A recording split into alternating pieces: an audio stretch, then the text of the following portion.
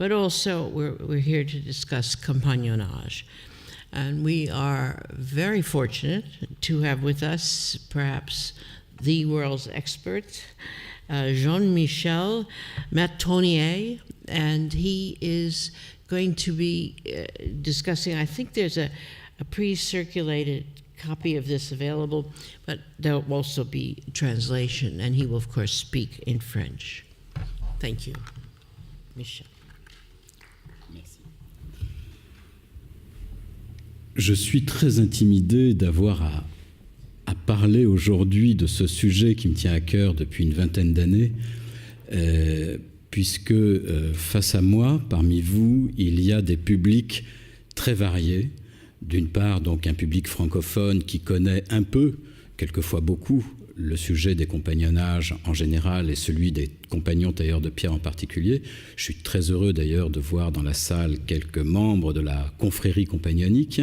Et par ailleurs, donc, tout un public essentiellement donc, anglophone qui connaît relativement peu le sujet des compagnonnages et qui plus est, le connaît souvent au travers de travaux, d'études qui datent un tout petit peu. Depuis une vingtaine d'années, j'ai eu la chance, en compagnie très souvent donc, de Laurent Bastard, qui est le directeur du musée du compagnonnage de Tours, nous avons fait quelques découvertes documentaires substantielles et nous avons pu remettre en cause un certain nombre d'idées reçues. Et donc aujourd'hui, je vous propose un petit tour d'horizon de ce monde extrêmement peu connu finalement, malgré donc l'intérêt absolument fantastique qu'il suscite auprès des maçons spéculatifs, ce petit monde donc des compagnons tailleurs de pierre. Alors, je vais alterner dans ma communication des parties où je laisserai parler les pensées du moment en fonction des diapositives que j'ai préparées et puis quelques parties que je lirai de manière à mieux cadrer, mieux préciser un certain nombre de points. Alors, dans l'état actuel de nos connaissances, l'histoire des compagnonnages français de tailleurs de pierre ne commence véritablement qu'au début du XVIIIe siècle. C'est en effet seulement à partir de cette époque que nous disposons d'une série continue de documents. Je rappelle ici que le document est à l'historien ce que le bois est au charpentier, une matière première indispensable. Et donc ces documents qui tout à la fois attestent de l'existence de ces formes d'associations professionnelles et qui nous permettent d'en saisir assez précisément le mode de fonctionnement, les usages, les traditions. Avant cette période, ce n'est pas immédiatement la nuit obscure de la préhistoire, mais peu s'en faut. Il ne fait pourtant absolument aucun doute à l'analyse donc, de ces plus anciens documents, ceux du début du XVIIIe siècle, que les sociétés compagnonniques ne sont pas nées brutalement de la dernière pluie.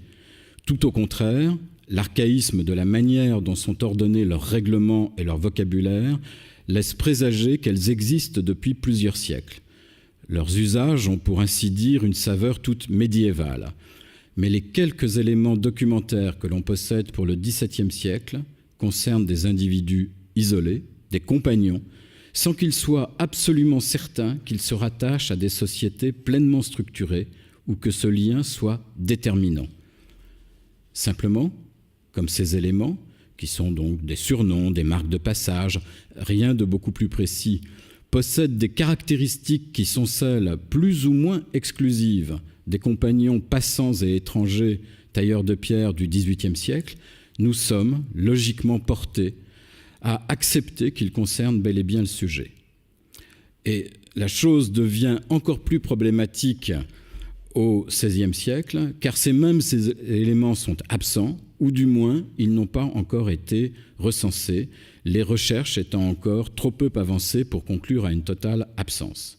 Il existe néanmoins des indices, notamment donc dans le champ de l'emblématique, qui se rattachent encore très nettement aux témoignages des XVIIe et XVIIIe siècles et qui permettent de faire sérieusement l'hypothèse de leur existence dès cette époque.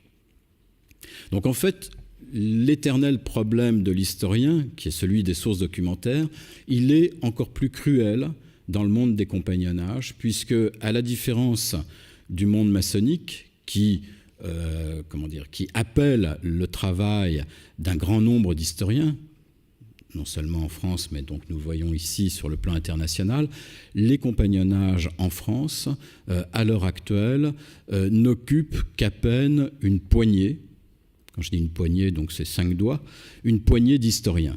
Donc nous avons un large déficit d'études et nous avons encore plus un large déficit de ressources documentaires. Alors, ce silence documentaire, il est très lourd de conséquences quant au sérieux des recherches parce que, évidemment, il tenaille l'imagination.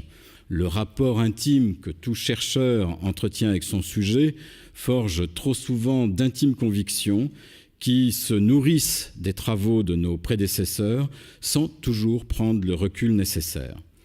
Donc, par ailleurs, nous avons, face à ce silence des archives anciennes, nous avons les légendes compagnoniques qui, elles, renvoient bien évidemment, comme toute légende, à un passé très lointain, et notamment, bien sûr, donc c'est l'illustration que j'ai choisie ici, la construction du temple de Jérusalem à l'époque de Salomon. Donc on a un point commun entre les légendaires compagnoniques et maçonniques, c'est ce moment fondateur, tout au moins pour une majorité de légendes. Et ce moment fondateur, nos compagnons tailleurs de pierre l'ont d'autant moins ignoré que, outre évidemment le très grand prestige qu'ils pouvaient donner à leur profession, ce thème légendaire, il est resté très présent dans le monde médiéval, comme on le voit ici sur cette très belle miniature de Jean Fouquet, donc au XVe siècle, où on voit le roi Salomon qui assiste à la construction donc, de son temple à Jérusalem, et le tout représenté donc, sous la forme d'un chantier gothique. Et on voit au premier plan donc, nos tailleurs de pierre qui sont affairés. Alors, pour le domaine français, on a également une énorme difficulté quant à la cohérence des recherches, dans la mesure où nous avons la chance à la Bibliothèque nationale donc, de détenir cet exceptionnel témoignage qu'est le carnet de Villard de Honnecourt, un architecte, on va mettre ça entre guillemets parce qu'on n'a pas de certitude absolue, un architecte picard du XIIIe siècle. Et ce carnet atteste de connaissances et de curiosité extrêmement importantes au niveau aussi bien des savoirs strictement professionnels relatifs à l'architecture qu'à un certain nombre d'autres domaines. Et nous avons donc ce document du XIIIe siècle et ensuite nous n'avons plus rien du même genre avant la fin du XVIe. Et donc j'attire encore une fois l'attention sur la difficulté et le risque que comportent ces pointillés que l'esprit tend à colmater un peu trop rapidement. Alors, au demeurant, il y a quand même une logique qu'il convient de ne jamais perdre de vue pour équilibrer cet excès de rigueur, cet excès de prudence dont peut faire preuve le travail de l'historien, c'est qu'il y a de toute façon la logique de la transmission du métier au fil des siècles, qui, si elle a connu des hauts et des bas, comme en atteste très bien l'histoire de la construction, où on voit qu'il n'y a pas un progrès continu, nécessairement, donc, il y a une forme absolument primordiale de continuité, donc de maître à disciple, qui fait que, de toutes les façons, on ne peut pas non plus envisager que cette transmission n'ait concerné que des éléments purement technique, sans véhiculer en même temps donc un certain nombre d'usages, un certain nombre de symboles, un certain nombre de mythes.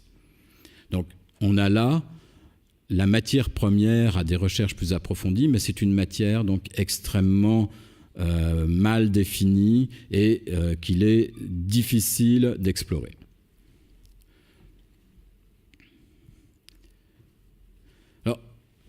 Concernant les compagnonnages en général, et tout particulièrement le compagnonnage des tailleurs de pierre, il est extrêmement important de bien avoir présent à l'esprit la cartographie des organisations professionnelles de la France médiévale et donc de la France d'Ancien Régime. Jusqu'en 1791, l'aspect concret des métiers, la seule organisation qui existe réellement, c'est la corporation ou communauté de métier ou confrérie du métier. Selon les régions, il y a tantôt simplement une organisation, qui est la confrérie ou communauté du métier, soit deux organisations, c'est-à-dire la communauté ou corporation qui s'occupe des aspects, on va dire, administratifs et fiscaux du métier dans la cité. C'est quelque chose qui est cantonné à une seule cité. Il n'existe pas de réglementation générale qui s'étende à tout le royaume de France. Et puis dans le midi de la France, on a, donc dans le nord de la France, nous avons face à cette corporation sur ses marges, nous avons la confrérie du métier qui, elle, gère les aspects religieux, le rapport avec l'Église, tandis que dans le sud de la France, nous avons très fréquemment une seule organisation qui est tout à la fois corporative et confrériale.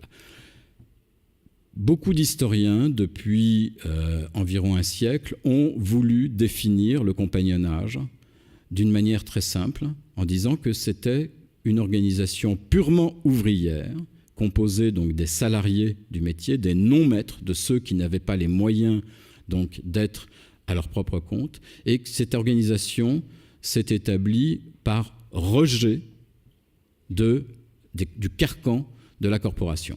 Alors, c'est un point de vue qui est relativement vrai pour un certain nombre de métiers de fabrique, pour des métiers d'atelier, ou comme par exemple les menuisiers, ou d'autres métiers auxquels on songe beaucoup moins souvent pour les compagnonnages. Et je songe donc tout particulièrement aux chapeliers, qui ont été un très grand compagnonnage jusqu'à la fin du XIXe siècle, où l'on voit effectivement que dans la fin du XVe et pendant tout le XVIe siècle, le durcissement des conditions économiques, le durcissement aussi d'un certain nombre d'aspects religieux, liés évidemment à la naissance de la Réforme, va faire que la corporation va devenir oppressive vis-à-vis du compagnon. Mais ce n'est pas vrai, c'est très net, pour ce qui concerne les compagnonnages de tailleurs de pierre. Ce n'est pas une raison déterminante. On se rend compte qu'en fait, il est un autre aspect extrêmement déterminant donc, de ces compagnonnages, qui est vraiment leur caractéristique fondamentale, c'est que autant nos corporations ou confréries de métiers sont limitées à l'enceinte de telle ou telle ville, ne correspondent que très peu et très tardivement entre elles pour essayer de réguler le métier, eh bien autant nos compagnons se définissent au travers la liberté de voyager. Et très rapidement, on va les qualifier donc de compagnons du Tour de France. Ils revendiquent pendant un certain temps de leur parcours la liberté de voyager de ville en ville, de changer de maître selon leurs propres conditions, qui sont très souvent tout simplement des conditions d'ordre économique. Le salaire est meilleur chez tel ou tel maître, donc ils le quittent librement, en respectant toutefois quand même un certain nombre de règles de la corporation. Et c'est cette pratique de l'itinérance qui va nous permettre de les voir régulièrement cités dans les archives judiciaires. Alors là aussi, il y a une grande différence qui s'établit entre les compagnonnages des métiers de la construction, donc tout particulièrement les charpentiers et les tailleurs de pierre, et les compagnonnages donc des métiers de boutique. Les compagnonnages des métiers de la construction ont laissé extrêmement peu de traces dans les archives judiciaires, tandis que certains compagnonnages, comme celui des menuisiers par exemple, va au XVIIe siècle accumuler un nombre incroyable d'attestations dans ces archives judiciaires qui nous permettent donc de connaître un certain nombre d'usages. Donc cet usage principal, c'est le Tour de France, qui n'est pas un tour de toute la France.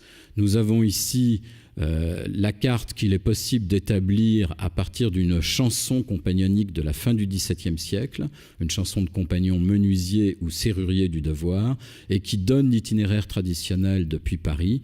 On se rend compte qu'en fait, le compagnon gagne rapidement la vallée de la Loire, et que depuis Nantes, il rejoint donc par la côte Bordeaux, remonte la Garonne, passe par le biais du canal du Midi jusqu'à Montpellier, et de là donc gagne Marseille et remonte la basse vallée du Rhône, rejoint Lyon et continue son périple. Donc en fait, c'est un tour de France qui ignore complètement le centre, qui ignore complètement la Bretagne et la Normandie, et complètement donc tout ce qui est est de la France, tout ce qui est d'ailleurs tout simplement des territoires comme la Franche-Comté qui seront annexés très tardivement au Royaume de France.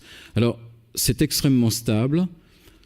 Je vous présente ici la carte extrêmement bien documentée donc, du Tour de France d'un compagnon tailleur de pierre qui a fait son voyage entre 1837 et 1842, Jean-Jacques Lorès, qui lui est parti de Caux, à côté de Pézenas.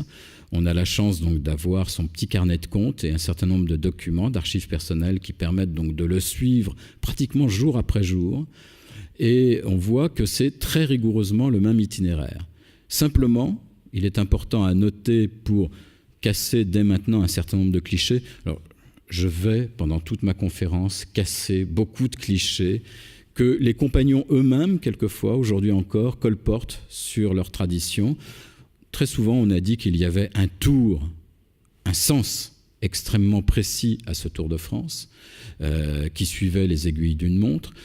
Certains auteurs, que je qualifierais plus volontiers de zozotériques que d'ésotéristes, ont également dit que ce trajet suivait des projections stellaires sur la carte de France. Non, tout simplement, donc, ce Tour de France obéit à des contraintes qui sont essentiellement d'ordre économique et d'ordre pratique. Et les multiples attestations que l'on a de Tour de France sur les XVIIe, XVIIIe et XIXe siècles montrent très nettement qu'il n'y a pas de trajet, enfin de sens du trajet absolument précis. Là, on voit que Jean-Jacques Lorès fait le tour en sens inverse de celui qui était proposé par la chanson de la petite Varlope, la chanson donc des compagnons menuisiers. Et on voit très bien aussi par son journal qu'en fait, il change de ville en fonction des embauches qu'on lui propose, et rien d'autre. On les voit aussi faire des retours en arrière, on les voit aussi quelquefois couper court à la grande boucle et revenir précipitamment au village natal, puisque le père de famille, par exemple, était décédé et qu'il convenait de prendre la succession de l'atelier. Donc cette identité du Tour de France est essentielle et elle est très variable en fonction des époques et des métiers. Donc j'ai déjà évoqué brièvement ce problème des sources documentaires. On a la chance, pour ce qui est des tailleurs de pierre, d'avoir fait en 1996, avec Laurent Bastard et à l'instigation d'un compagnon cuisinier, Jean Philippon, que je tiens encore une fois à remercier pour sa sagacité, on a eu la chance de faire une double découverte documentaire exceptionnelle que je vais relater donc extrêmement brièvement, qui est celle des archives des compagnons passants tailleurs de pierre d'Avignon, les passants donc étant l'un des deux rites que connaissaient les compagnons tailleurs de pierre jusqu'au début du XXe siècle. Double découverte, puisque d'une part, nous avons, dans un premier temps, eu connaissance d'un fonds d'archives conservé par les archives départementales de Vaucluse, que nous allons donc balayer ensuite là, au niveau des plus belles pièces. Et 3 semaines plus tard, j'ai eu la chance pour ma part de faire le rapprochement avec un autre fonds documentaire qui, lui, est conservé à 40 km de là, à Arles, dans le Muséum Arlatin, et qui consiste en le coffre, que l'on voit ici sur l'image, le coffre des compagnons passants tailleurs de pierre d'Avignon. C'est-à-dire que j'ai eu le bonheur, à 3 semaines d'intervalle, de retrouver le contenu et le contenant. Alors, parmi les documents d'Avignon, il en est une série qui est absolument exceptionnelle, qui est constituée donc de ce qu'on appelle des rôles. Les rôles étant tout à la fois le règlement, la liste des passages des compagnons, donc le registre des passages des compagnons dans la ville, et dans le même temps donc le document sacré autour duquel s'articule la société.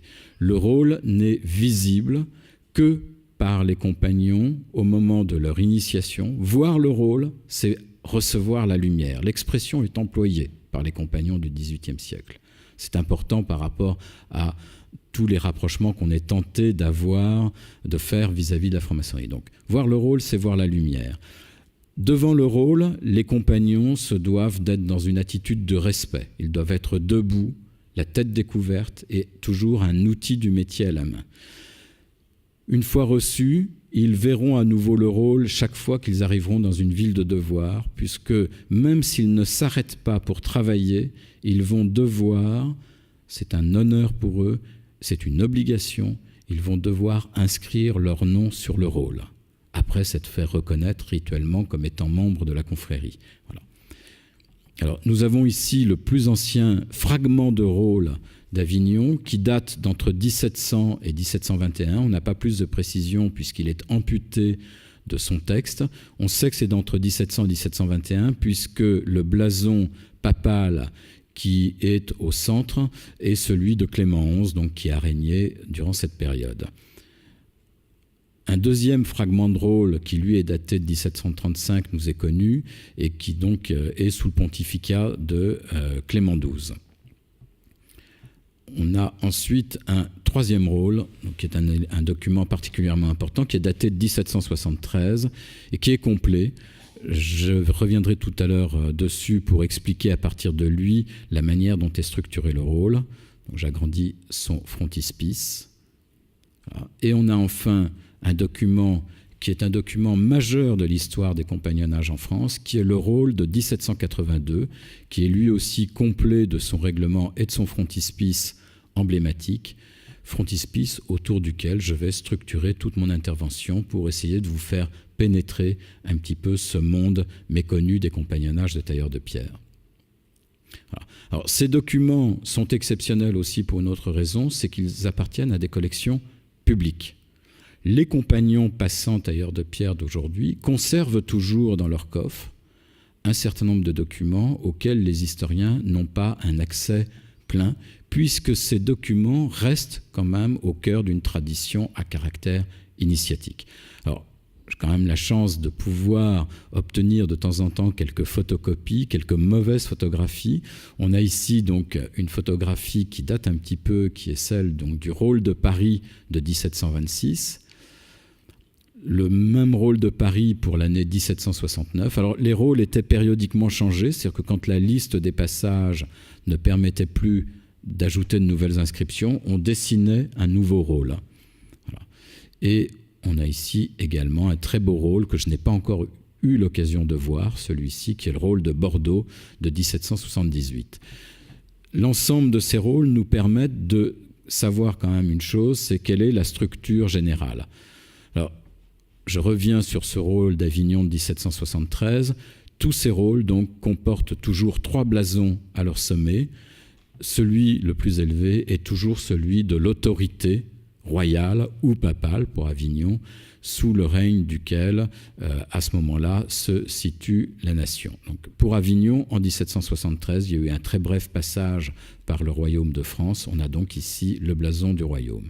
On a toujours à main gauche, c'est précis, ce n'est jamais à main droite, c'est toujours à main gauche, le blason de la ville dans laquelle les compagnons ont leur siège. Donc ici, le très beau blason d'Avignon avec les 3 clés, donc les 2 clés de Saint-Pierre plus la clé de la ville, et cette devise à becs et à griffes. Et on a toujours à droite le blason des compagnons passant tailleurs de pierre, blason sur lequel je m'étendrai donc longuement en conclusion de cette conférence, donc blason qui est constitué par l'entrelacement, l'entrecroisement du compas, de la règle, de l'équerre, de la couleuvre, et le tout donc entre 2 branches de palme.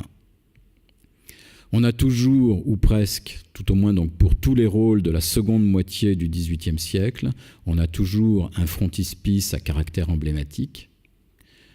Le titre du document, c'est-à-dire le titre qui précise qu'il s'agit des compagnons de tel ou tel rite pour la ville et la date.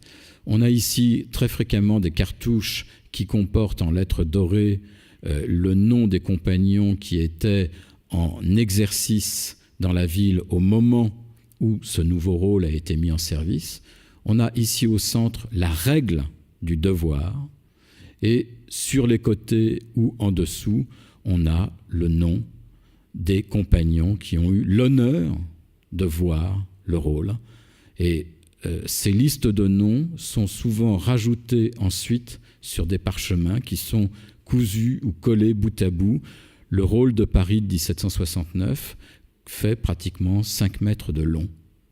Il y a des milliers de passages. Et donc pour Avignon, nous avons relevé comme ça un tout petit peu plus de 1035 passages. Alors, je vais développer toute mon intervention de ce matin sur le frontispice emblématique extrêmement riche, dont chaque détail possède une signification précise, donc le rôle de 1782. Je vais évacuer tout de suite un aspect très intéressant, mais extrêmement atypique, qui n'existe que dans ce rôle, que sur ce rôle d'Avignon de 1782, qui est la présence ici d'une devise qui encadre un symbole qui est bien connu des francs-maçons, l'étoile à 5 branches avec la lettre G, l'étoile flamboyante. C'est la seule apparition sur un document compagnonique des tailleurs de pierre. L'auteur du dessin de ce rôle, Joseph Ponge, de son nom de compagnon, La Douceur d'Avignon, était donc assez certainement franc-maçon également, et il a emprunté cette devise, sub hoc signo non equivoca latet virtus, sous ce signe se tient une vertu non équivoque, et nous verrons tout à l'heure de quelle vertu il s'agit.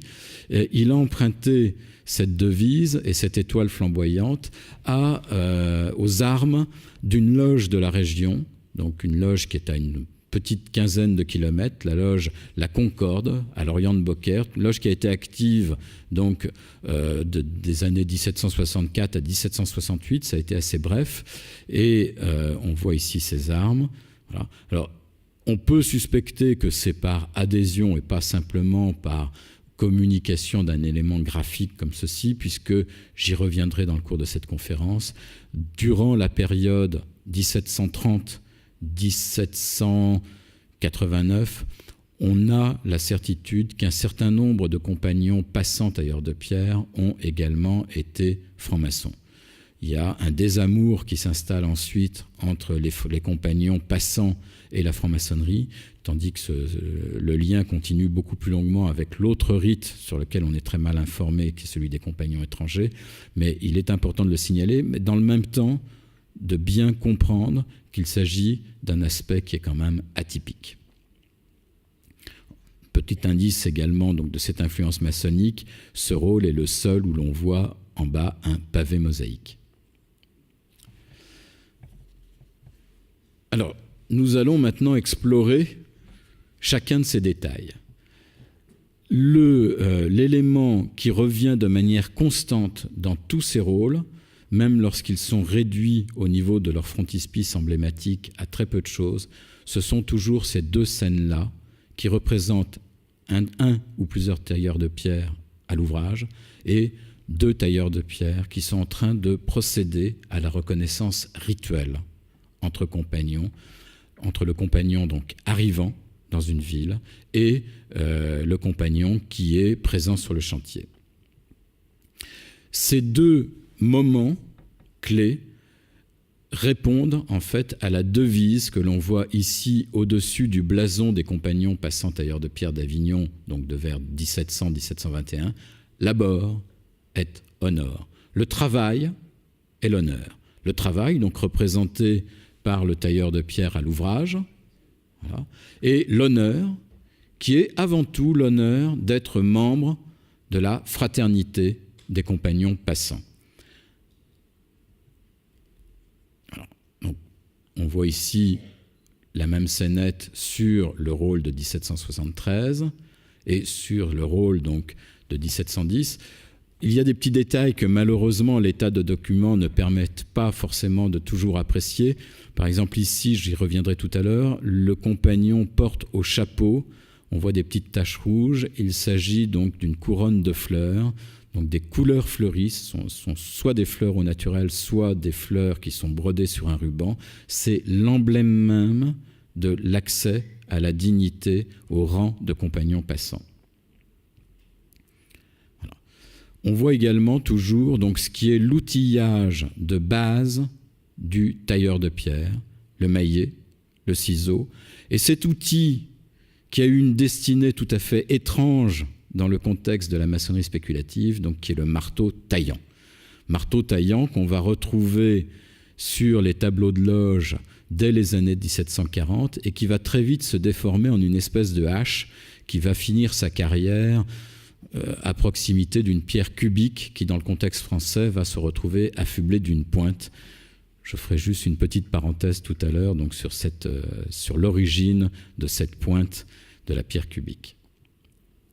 Voilà. Alors, le marteau taillant est par excellence, l'emblème même du métier de tailleur de pierre. Avant même la dimension compagnonique qui va être rendue par le compas, où le compas, la règle et l'équerre, il y a le marteau taillant. On le voit ici, donc accompagné du compas dans des sculptures qui ornent un très bel escalier du XVIe siècle dans la région d'Avignon, château de Lourmarin.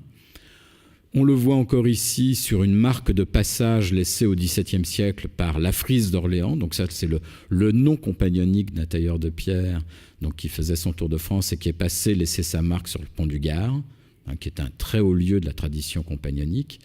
On le voit encore ici au début du XIXe siècle, toujours sur ce pont du Gard. Voilà.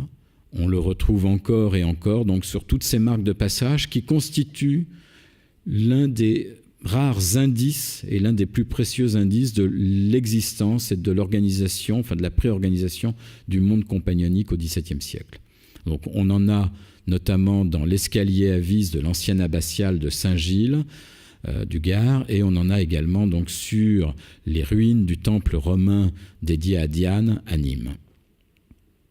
Alors, je reviens assez longuement donc sur cette image où l'on voit nos deux tailleurs de pierre qui se font face, pied contre pied. Voilà. Et qui vont donc aborder là la reconnaissance rituelle. Je vais passer sur un tout petit passage écrit, vous m'en excuserez, ce sera peut-être un petit peu moins vivant. Lorsqu'il arrivait dans une ville de devoir, c'est-à-dire une ville où sa société compagnonique possédait un siège permanent, le compagnon avait l'obligation de se diriger vers le premier chantier où travaillaient des tailleurs de pierre, et s'il y avait là des compagnons de sa société, il se faisait reconnaître par l'un d'entre eux comme étant membre de celle-ci.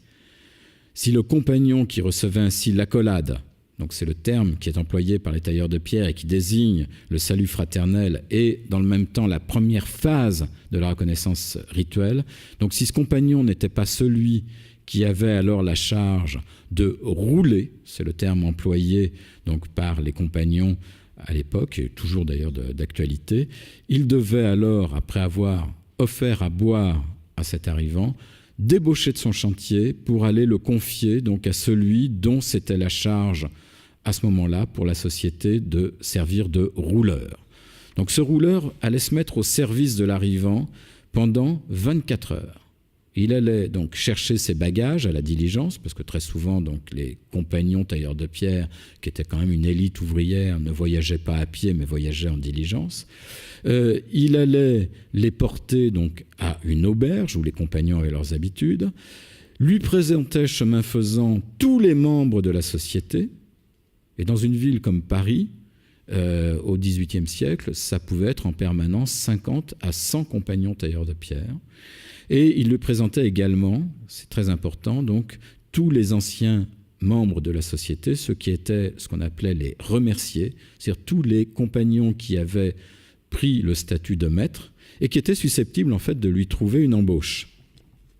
Donc c'est ensuite qu'il allait inscrire l'arrivant sur le rôle. Alors cette procédure de reconnaissance rituelle procédait donc en plusieurs étapes.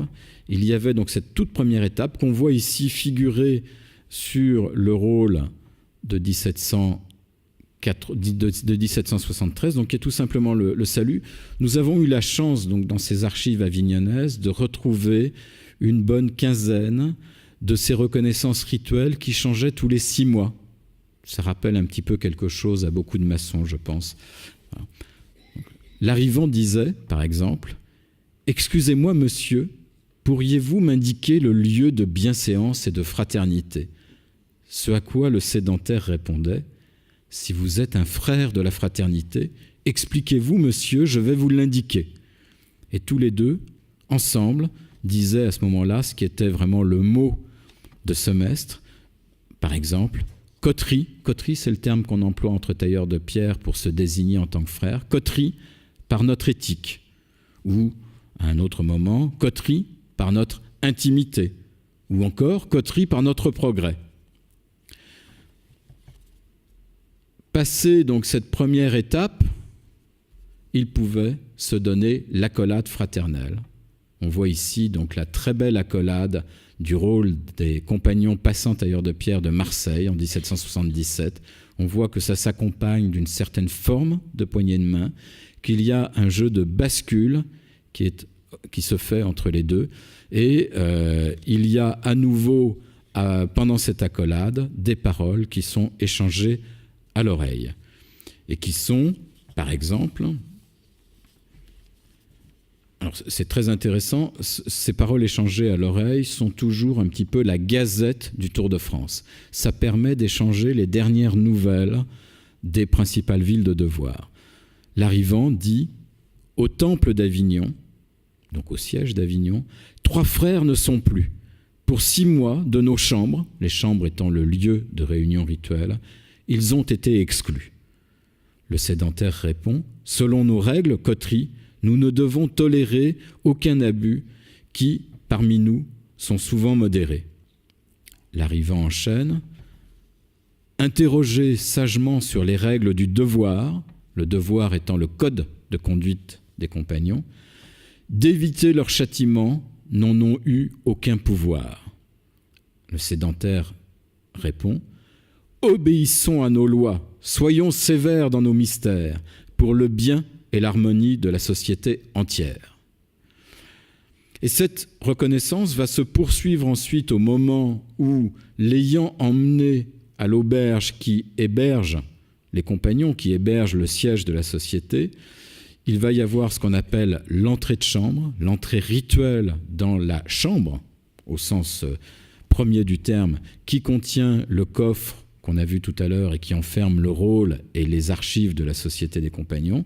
Là, le sédentaire va poursuivre cette reconnaissance et va dire, par exemple, « Descends du haut des cieux, auguste vérité, répands sur nos écrits ta force et ta clarté. Que l'oreille des compagnons s'accoutume à l'entendre. C'est à toi d'annoncer ce qu'ils doivent apprendre. » C'est rimé. C'est un concours, d'ailleurs, entre compagnons passants que de périodiquement écrire ces reconnaissances. Elles sont soumises aux voix et on vote pour celles qui sont les plus porteuses de sens et les mieux rimées. Donc l'arrivant répond, et là la reconnaissance va se terminer. Le frère sera pleinement installé dans ses droits de membre de la confrérie. Par sa main délicate, il traça ces lignes altières que nous révérons parmi nous avec tant de mystère. Donc ce sont les lignes du code, les lignes du devoir. Nous devons, sous ces lois, être fiers de marcher pour orner ses attraits et non pour les cacher. Alors là, c'est une reconnaissance qui a été écrite par un compagnon avignonnais, la franchise d'Avignon, en juillet 1843.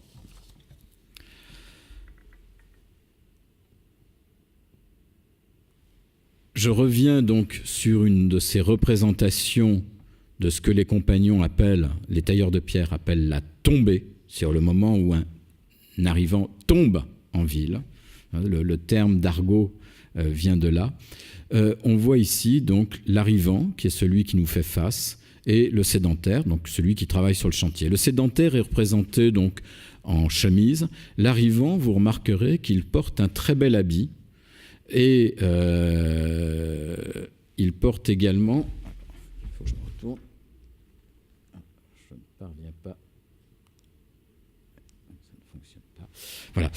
On aperçoit donc entre ses cuisses, entre ses mollets, donc qu'on voit qui est encadré donc avec sa culotte de couleur rouge, on voit quelque chose qui vient en diagonale. Ce n'est pas cette fameuse canne du compagnon, c'est une épée. Notre compagnon passant tailleur de pierre de vers 1710 porte l'épée et il est extrêmement bien vêtu. Les autres rôles d'Avignon ne présentent pas ce thème, mais on retrouve le même détail qui est ici tout petit au-dessus du blason. On voit donc 2 tailleurs de pierre parisiens en 1726 qui procèdent à leur reconnaissance et tous les 2 portent l'épée.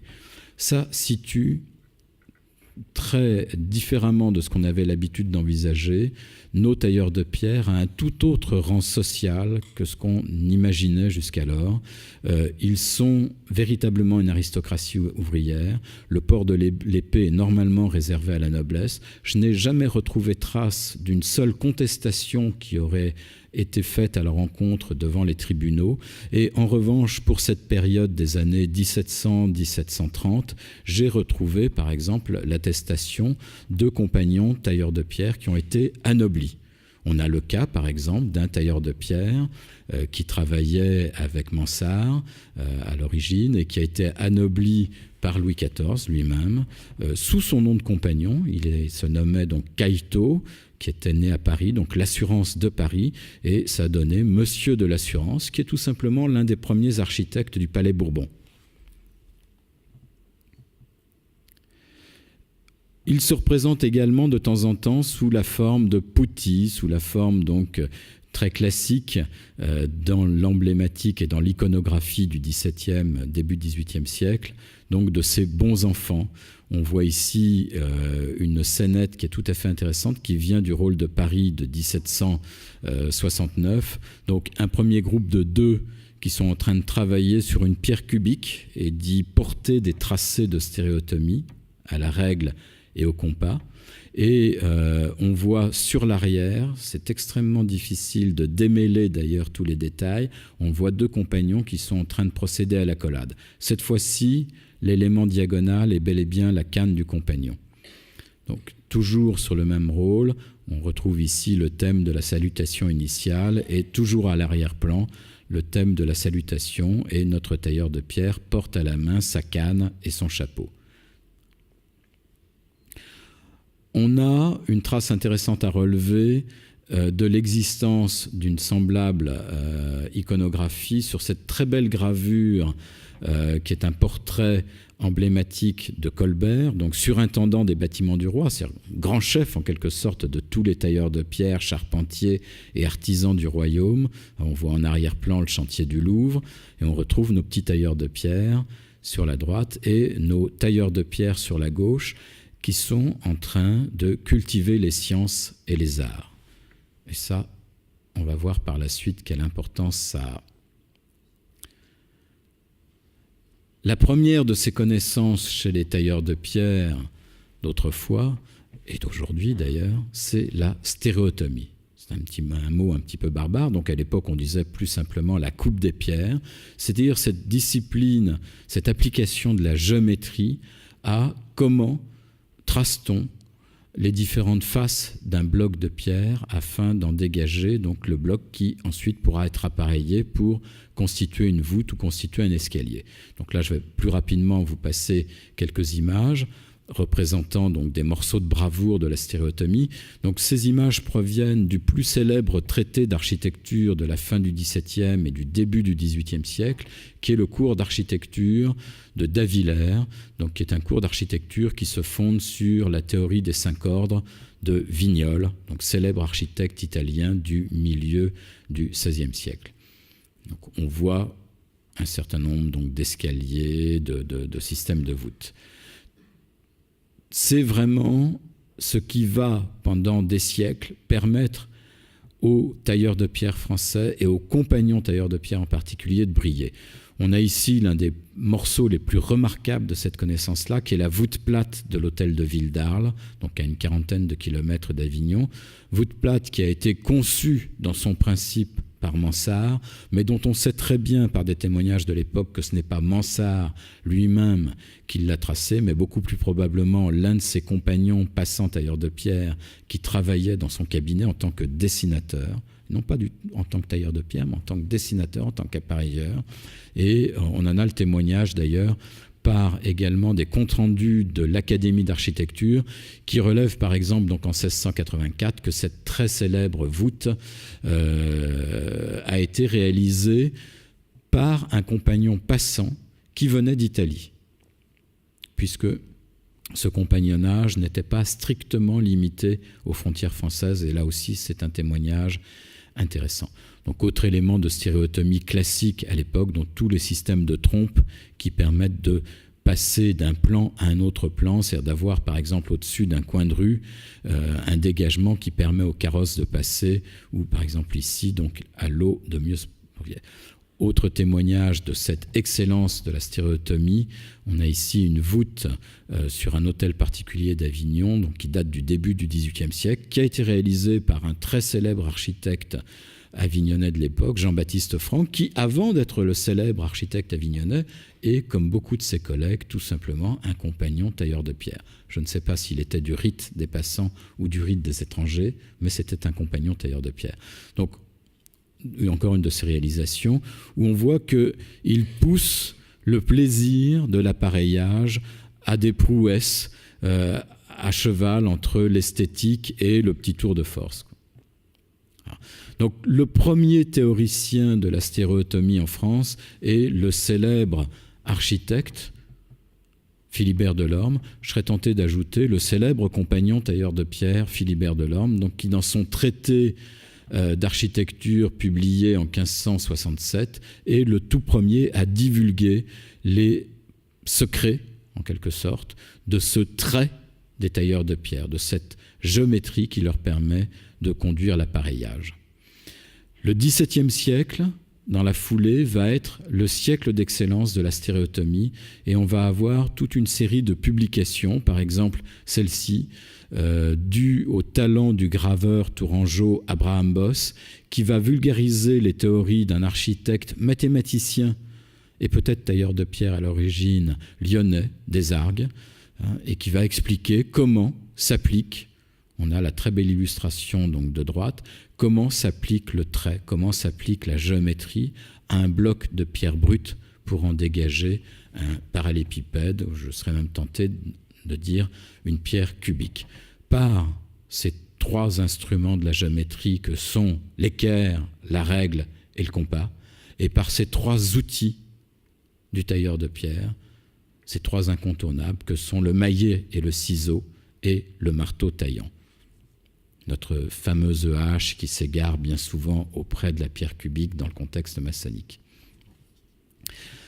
On a ici une figure qui est tout à fait passionnante et qui illustre le plus célèbre traité de stéréotomie du XVIIIe siècle, qui est le traité du révérend père François de Rang, donc un jésuite qui a probablement eu aussi au préalable une carrière de tailleur de pierre, donc son traité sur les voûtes.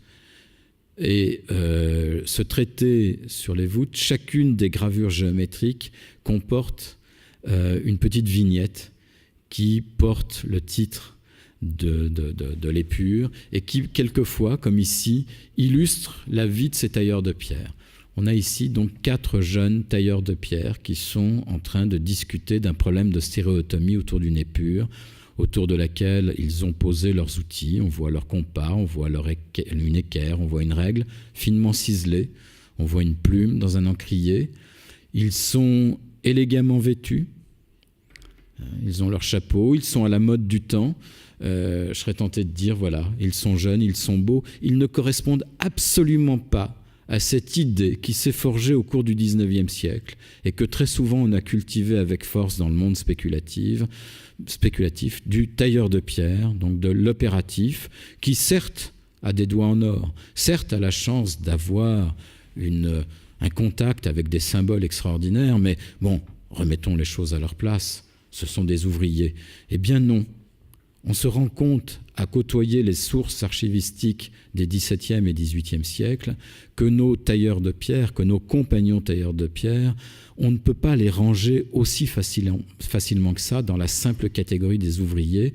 Ce sont vraiment, donc on les voyait tout à l'heure porter l'épée, on les voit ici avec leurs beaux habits, ce sont vraiment les membres d'une aristocratie ouvrière qui non seulement donc, est à l'aise, mais qui surtout, avant de transpirer à tailler la pierre, réfléchit, trace, s'intéresse à l'avancée des sciences. Et c'est vraiment ce que je voudrais que vous reteniez ce matin de mon intervention. Il faut se départir de cette vision misérabiliste, de cette vision ouvriériste du monde des opératifs des siècles passés. Nous allons avoir des quantités de témoignages du fait que nous sommes face à des individus qui non seulement taillent la pierre, mais qui cultivent les sciences, toutes les sciences. Une autre représentation issue du même traité où l'on voit 2 tailleurs de pierre en train de fabriquer une maquette.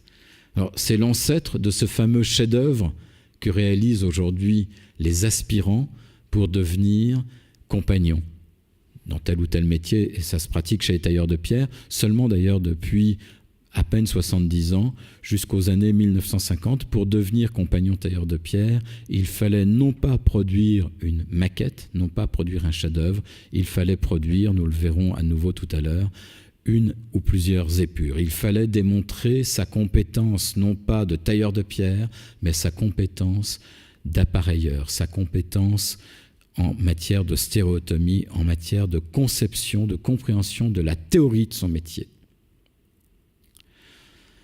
Autre vignette tout à fait intéressante, on a ici une pleine page du traité donc, du révérend Père de Rang, où on voit très bien cette articulation entre les figures techniques et ces jolies vignettes qui portent les titres et qui portent quelquefois des emblèmes tout à fait intéressants. Donc on a là un obélisque surmonté donc, d'une sphère portant la fleur de lys et d'une couronne.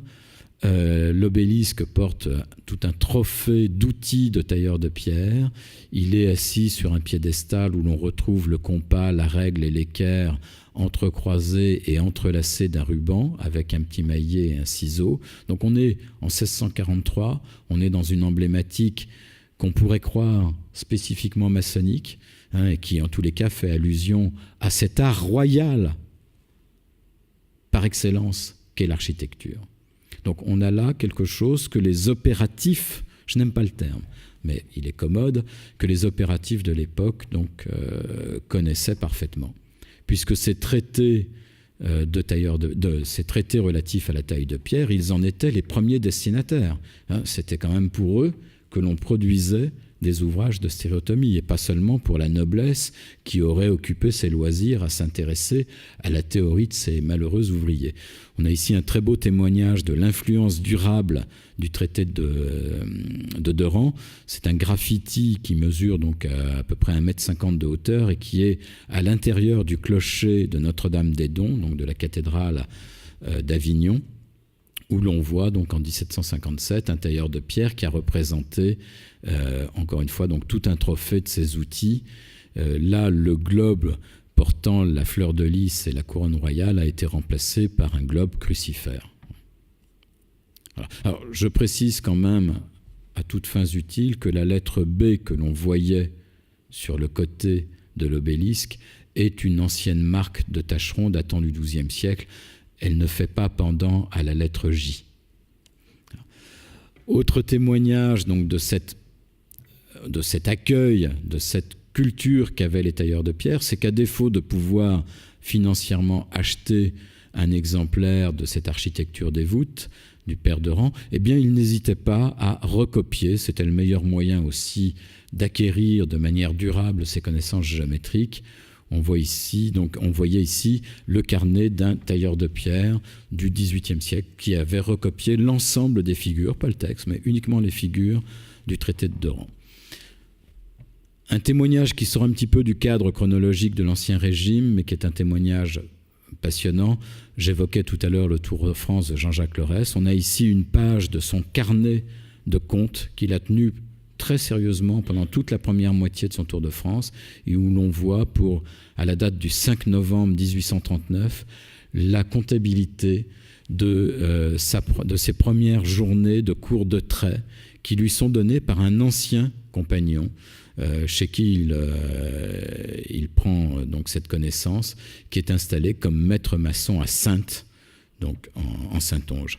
On voit que la première semaine, ils ont dépensé 5 chandelles à 3 sous, qu'ils ont également acheté 6 feuilles de papier à dessin à 2 sous, que le dimanche suivant, ils vont acheter à nouveau 4 livres de chandelles à 16 sous. Donc là, ils achètent beaucoup plus de chandelles. On peut supposer que ça va durer pour tout le mois. Et on les voit également acheter un crayon, un tire-ligne et du plâtre en pierre, c'est-à-dire du plâtre qui n'est pas encore réduit en poudre, pour réaliser donc ces fameuses maquettes. Pour passer de la théorie à une pré-pratique qui n'est pas la pratique de la réalisation d'ouvrages définitifs, mais simplement donc une connaissance intermédiaire. Voilà. C'est très émouvant d'avoir le prix, par exemple, de ces chandelles, puisque cette transmission du savoir, on voit ici donc une de ces épures réalisées par Jean-Jacques Lorès pendant son tour de France, la transmission de ce savoir n'est pas réalisée dans le cadre d'une école comme aujourd'hui, c'est réalisé plus ou moins bénévolement, c'est-à-dire qu'on dédommage ces anciens, c'est une forme de compensation comme la retraite. On dédommage un petit peu ces anciens, on leur paye à boire, on leur paye de temps en temps à manger, mais ces cours sont pris le soir, après des journées qui sont alors d'à peu près 12 heures de travail, avec ces marteaux taillants qu'on a vus tout à l'heure et qui pèsent en moyenne 5 kilos, et tous ces cours vont être faits à la lueur de chandelles. Pas de bougie, la bougie c'est trop cher. Donc la chandelle qui vraiment donne une très mauvaise lumière, une très mauvaise odeur, ça pique terriblement les yeux, mais pendant toute la durée du Tour de France, chaque fois qu'ils le peuvent, ses compagnons vont essayer d'approfondir leur savoir, et le savoir le plus noble qui est celui de la stéréotomie. Celui de la stéréotomie donc qui va leur servir à prouver lors de leur réception leurs compétences. On a ici, c'est un témoignage absolument exceptionnel, l'épure qu'a produit Jean-Jacques Lorès le jeudi de l'Ascension 1841 pour être reconnu par ses pairs en tant que compagnon passant tailleur de pierre. Alors, je ne vous ferai pas la présentation technique, mais c'est quelque chose d'extrêmement complexe. C'est la seule épure d'ailleurs qu'il a signée très fièrement de son nom de compagnon, la Tranquillité de Caux. Témoignage qui sort également du cadre chronologique, mais on n'a pas de photographie, et pour cause, pour l'Ancien Régime, donc il faut bien se satisfaire d'une photographie qui date de la fin du XIXe siècle, mais qui montre bien donc cette pérennité de la transmission au sein des compagnonnages. C'est l'école philomatique de Bordeaux, qui est un repère de compagnons passant tailleurs de pierre, et où l'on voit donc un ancien, là, qui est en arrière-plan, qui est avec donc les jeunes qui sont en train d'apprendre aussi bien la taille de pierre, au sens qu'on a l'habitude de voir, que le modelage, que la sculpture, que ce qui est relatif à l'architecture. On déborde largement la stricte taille de pierre. On voit à l'arrière-plan, sur les étagères, ces modèles en plâtre, ces exercices qui ont été faits donc de stéréotomie. Et on voit au mur, non pas des épures de stéréotomie, mais des dessins d'architecture. Puisque donc, c'est bien d'architecture dont les compagnons entendent parler. Pas simplement donc, de tailler des cailloux pour assembler tout ça. Encore une fois, ils s'occupent de l'ensemble de la conception et de la réalisation d'un édifice. On voit ici donc, le groupe d'Atlantes qui soutiennent ce frontispice. Ce groupe d'Atlantes, il a été copié en 1782 du plus célèbre cours d'architecture de la fin du XVIIIe siècle, qui est celui de Jacques-François Blondel, publié à peine 10 ans auparavant, en 1771. C'est la copie fidèle. Alors, de manière constante, on le voyait donc sur les dessins qui étaient à l'arrière-plan de la photographie il y a un instant, donc dans les archives des compagnons tailleurs de pierre, dans leur bibliothèque, puisqu'on a la chance petit à petit de pouvoir reconstituer le contenu de leur bibliothèque, eh bien, les ouvrages les plus précieux, c'était toujours, par exemple, un Vignol, donc ce traité d'architecture qui a été à la base de la connaissance des architectes, qu'ils soient théoriciens, à partir du XVIIIe siècle, ou praticiens, dans les siècles qui précédaient, on a toujours donc cette théorie des ordres d'architecture où l'on apprend à orner les chapiteaux et à correctement concevoir la composition d'un édifice. Alors je reviens un instant donc, sur le piédestal de ces Atlantes. On voit d'un côté un trophée donc, d'outils, de l'autre côté un trophée beaucoup plus guerrier. En fait, ça fait référence à une vignette qui se trouve dans le traité d'architecture, dans le cours d'architecture de Davillers, donc cet autre grand classique qui a été le classique par excellence de la plus grande partie du XVIIIe siècle, où on voit par exemple ici donc, une allégorie où l'on voit que, donc on est au siècle de Louis XIV, ce sont les armes de Louvois qui sont au centre. Louvois, donc surintendant des bâtiments du roi, qui avait pris la succession de Colbert, et on voit que l'architecture fait pendant à l'art de la guerre à Minerve, d'où la présence des drapeaux Je reviens maintenant donc sur ce trophée d'outils. On voit, et c'est très intéressant, ça n'a jamais été relevé suffisamment, donc au centre, le compas et l'équerre et la règle d'appareilleur entrecroisée, par-dessus donc un volume écrit qu'on peut imaginer être le volume de la loi sacrée, puisque lors de la réception, les compagnons prêtent serment sur les évangiles de respecter un certain nombre de secrets, mais c'est peut-être aussi tout simplement un traité d'architecture. On voit sur la droite donc un rapporteur qui fait référence donc à la géométrie.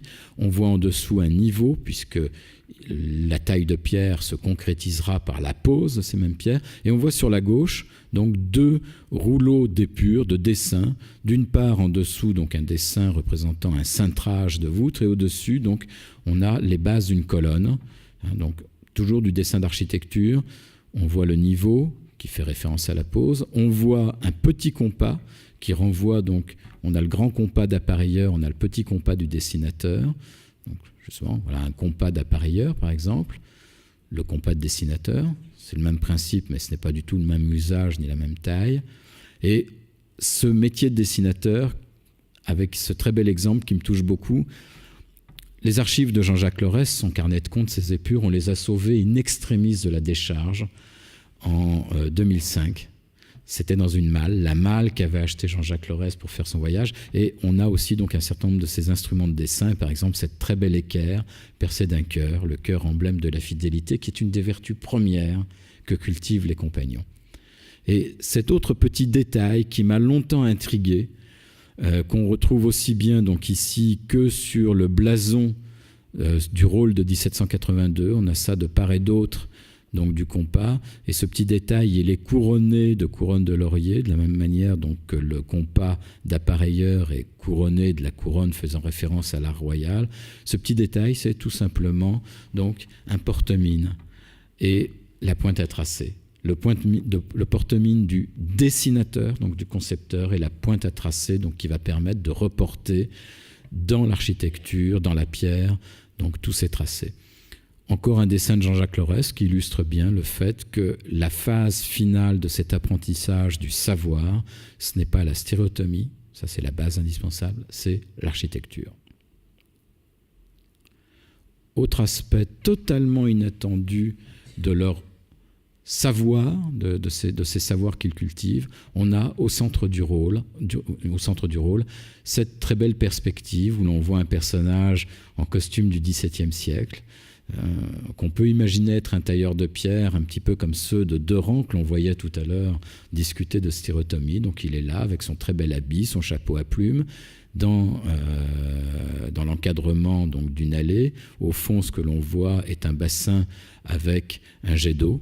On a ici, donc, pour l'illustrer, une page du traité, une planche donc, du traité de Davillers, toujours lui, donc sur les 5 cordes de Vignolles. L'architecture telle qu'on la conçoit au XVIIe et XVIIIe siècle comprend l'art des jardins.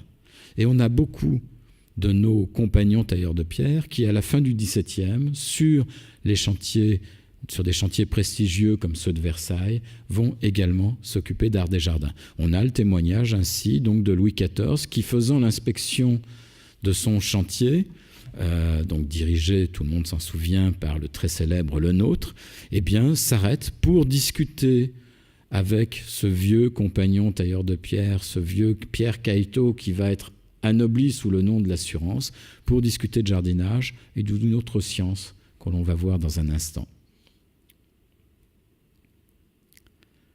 Autre science qui est omniprésente, qui s'étend à l'ensemble de l'arrière-plan de ce rôle, c'est l'arpentage. Les figures qu'on a là donc, sont relatives non pas aux sciences en général, quoiqu'il y a aussi ce clin d'œil, mais il y a une science en particulier qui est bien mise en valeur, donc qui est la science de l'arpentage, qui se trouve en plus en Provence, avoir des antécédents historiques très bien installés. L'outil l'instrument donc qui est par exemple sur la gauche face au rapporteur que tout le monde identifie bien, ce n'est pas un instrument d'astronomie, c'est un instrument d'arpentage qui s'appelle le graphomètre, et qui permet de mesurer justement des angles, permettant ensuite par calcul de déterminer des distances par visée, donc entre des points distants.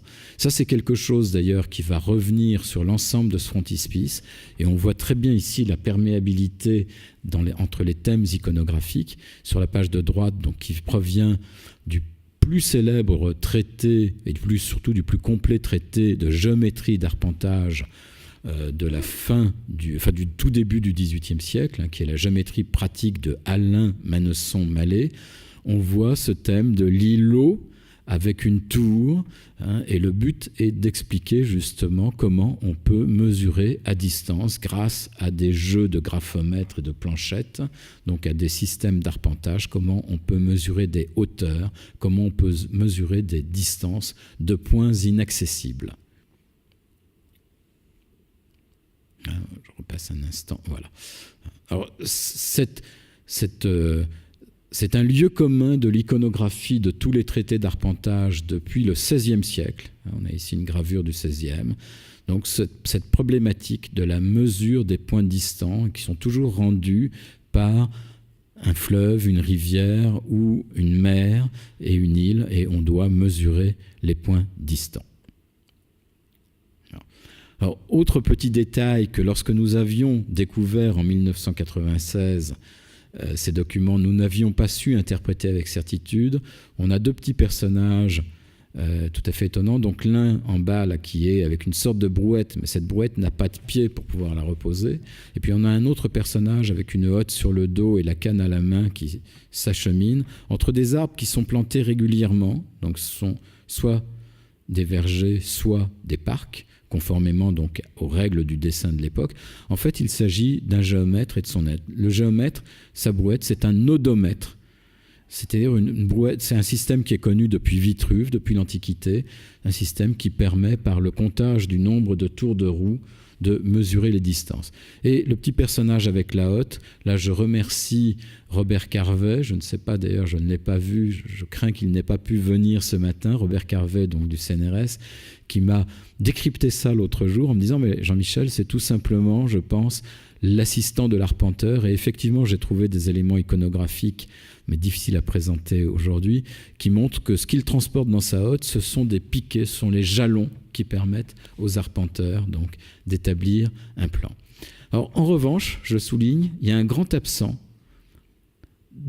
parmi les instruments de topographie et de géométrie qui sont représentés ici. Il y a un grand absent qui est le compas de proportion. Et je me demande, donc voici ce qu'est un compas de proportion. C'est ce que ceux qui ne le connaissent pas seraient tentés d'appeler une fausse équerre. Dans l'image qui précède, on voit justement des jeux entre le compas et cette sorte de fausse équerre devant la façade de l'église de la Sorbonne. Je me demande dans quelle mesure cette absence n'est pas le témoignage d'un jeu d'interrogation rituelle qui aurait pu exister au moment où l'on dévoilait la lumière du rôle au nouveau reçu, en lui demandant donc, je pense, d'identifier chacun des éléments, de dire qu'est-ce qu'il lisait au travers de tout ça, et peut-être parce que les compagnons de manière générale et les tailleurs de pierre en particulier, aujourd'hui encore, dans leur réception, sont de très grands joueurs. Ils aiment bien justement exciter la curiosité et provoquer des instabilités psychologiques en se questionnant leur nouveau récipiendaire. Donc l'absence de ce compas de proportion est extrêmement troublante. Le phare qui est ici est l'élément de ce frontispice qui est le plus polysémique. On a vu qu'il pouvait symboliser donc le point inaccessible. Il symbolise également, dans le contexte des compagnons tailleurs de pierre, d'une part, par exemple, ce qui va figurer parmi leurs plus belles réalisations sur la fin du XVIIe siècle avec les fortifications de Monsieur de Vauban, et pendant tout le XVIIIe et pendant tout le début du XIXe siècle, très souvent la réalisation de ces phares qui jalonnent les côtes de France va provoquer donc des tours de force au niveau de la stéréotomie, au niveau de la réalisation. On a ici la carte d'invitation à un bal de l'Ascension des compagnons passant tailleurs de pierre de Montpellier en 1864, et on a donc le phare qui est désigné par un drapeau comme étant le phare de 1836. Alors j'ai cru pendant très longtemps que ça ne désignait que la lumière du devoir, puisque ce phare, on en a des attestations, le phare sur le rôle d'Avignon, le phare sur le rôle de Bordeaux, est un symbole de la lumière que le devoir, que la tradition compagnonique projette au loin. Eh bien là, c'est quand même également, par une superposition donc de signification, c'est également tout simplement une représentation du phare du Cap d'Agde, donc à proximité de Montpellier, qui a été bel et bien inauguré en 1836. Alors quand je parle donc de cette dimension symbolique, on a ici un autre témoignage extrêmement intéressant de ces perméabilités symboliques qui pouvaient déstabiliser nos compagnons des siècles passés. Cette assiette maçonnique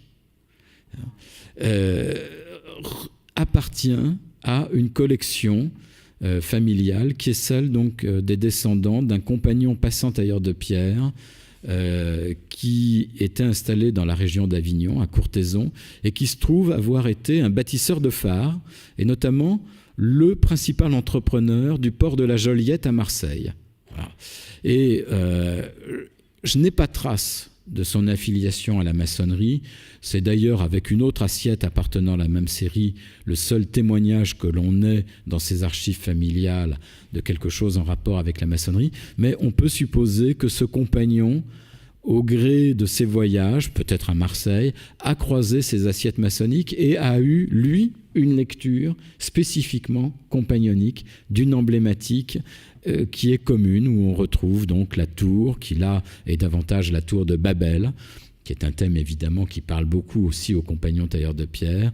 On retrouve la chouette, qui est le symbole d'Athéna, qui est omniprésente également dans l'emblématique compagnonique des tailleurs de pierre des 18e et 19e siècles. On retrouve le serpent, qu'on retrouvera également tout à l'heure, le navire, qui est l'emblème aussi de la nef avec laquelle Maître Jacques, le fondateur mythique des compagnons passant tailleurs de pierre, va revenir d'Orient jusqu'en Occident. Enfin, on a là des éléments qui sont tout à fait intéressants et dont il est extrêmement difficile de dire qui a emprunté à l'autre. Donc, je poursuis ici avec cet autre détail extrêmement intéressant où l'on voit donc une épure qui peut être de stéréotomie, d'arpentage, de géométrie en général.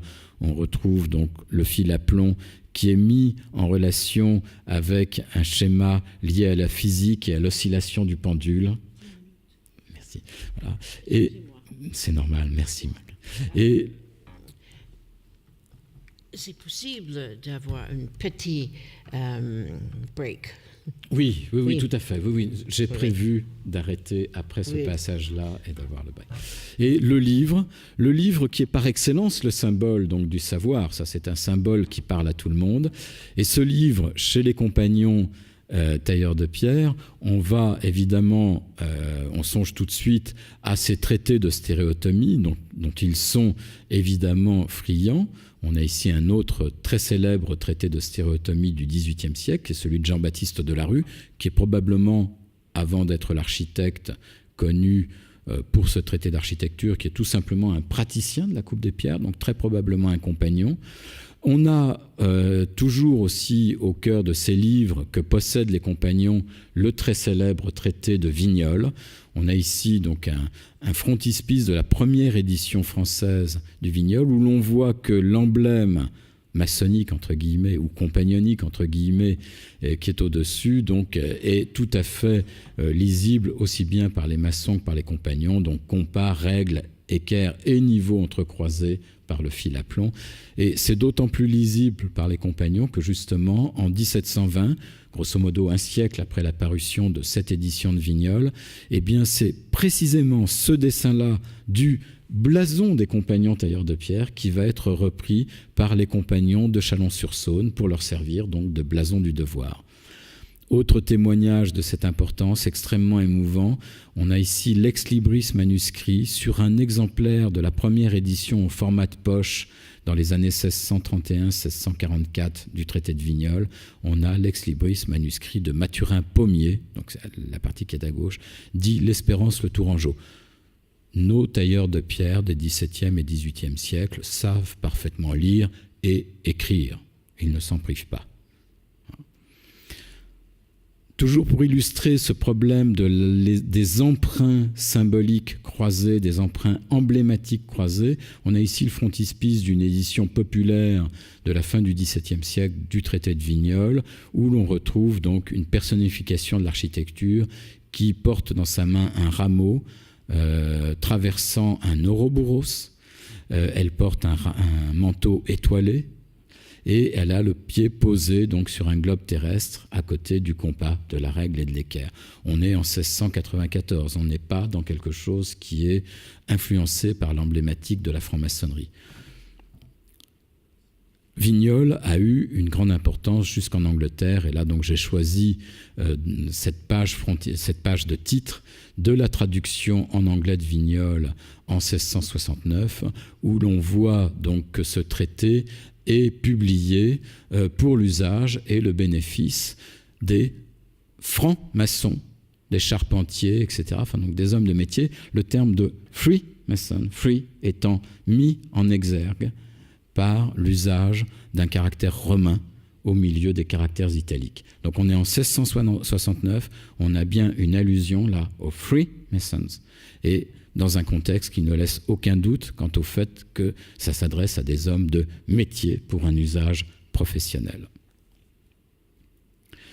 Je vais passer rapidement sur des choses extraordinaires, mais on a ici donc un ouvrage publié à Londres précisément par un ingénieur français qui est peut-être lui aussi un compagnon tailleur de pierre à l'origine, Salomon de Caux, donc son traité de perspective avec la raison des ombres et des miroirs.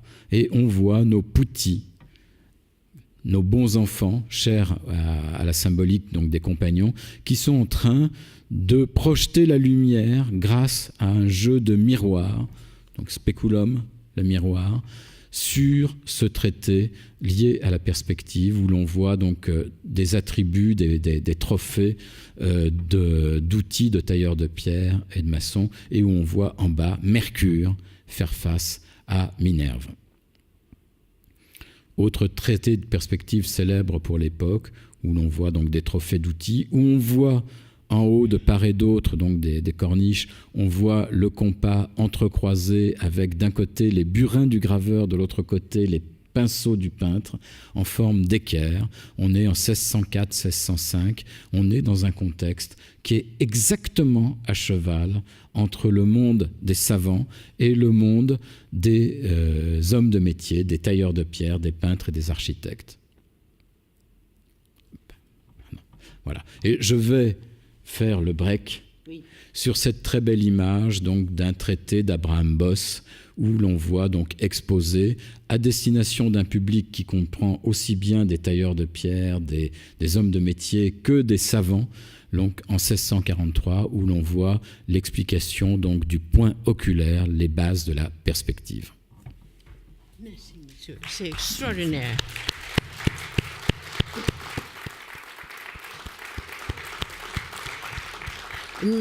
Nous avons 10 minutes et nous retournons à Elf et 5. Merci. We're going to take a 10-minute break, and then we're going to come right back here, and we're going to question you and let you continue. It's an absolutely extraordinary presentation. I've learned a great deal. 10 minutes.